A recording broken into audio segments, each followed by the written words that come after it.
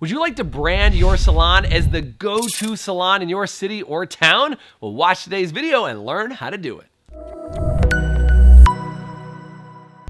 Hey, it's Jason Everett from HighPerformanceSalon.com, and today's video is brought to you by Mevo 2, the only salon and spa software customized for your world. So what do Nordstrom, Neiman Marcus, Subway, McDonald's, and Chipotle, and even Tiffany's all have in common?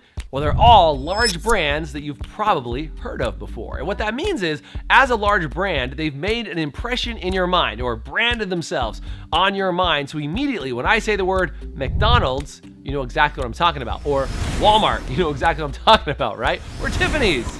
You know what I'm talking about, is that all of a sudden that brand has left a lasting impression on you. So as a salon owner, what is the brand of your salon saying? So I've actually created a download and a worksheet for you to do right after you finish this video. So make sure you grab that at the end of the video. But think about this just for a second, is what if you were to sit down with your leaders inside the salon or your entire salon and start talking about a couple of different things that your salon wants to represent? Like, what type of clothing brand would you be? What type of car brand would you be? Are you a Mercedes, a Lexus, a Ferrari, or are you a Kia, right? Every single time you think of those types of brands, you kind of get an idea for what are the customers that shop with that brand. Like, what does a Walmart customer look for? They look for the lowest prices, baby, right there. What's the cheapest thing, right? Versus going into a Tiffany's, they look for an experience or something luxurious or something over the top. And you got to decide, well, where does your salon sit in that brand scale?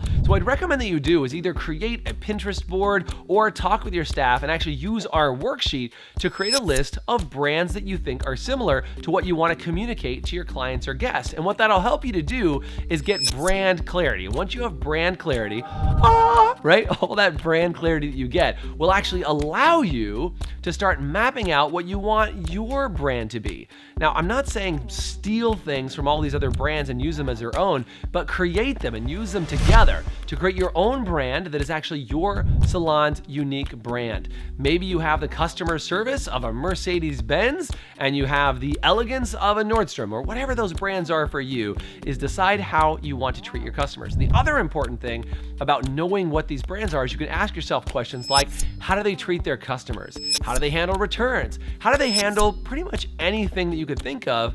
And you can take that example and use it for how your salon actually runs its customer service and your customer interaction. So do me a favor and right now, download that resource. And if you want to take it over the top, you can actually sit down with your entire staff, pass out that sheet to everybody, brainstorm these ideas together, and then share them in a group meeting. And I'll give you kind of a little inside hint here.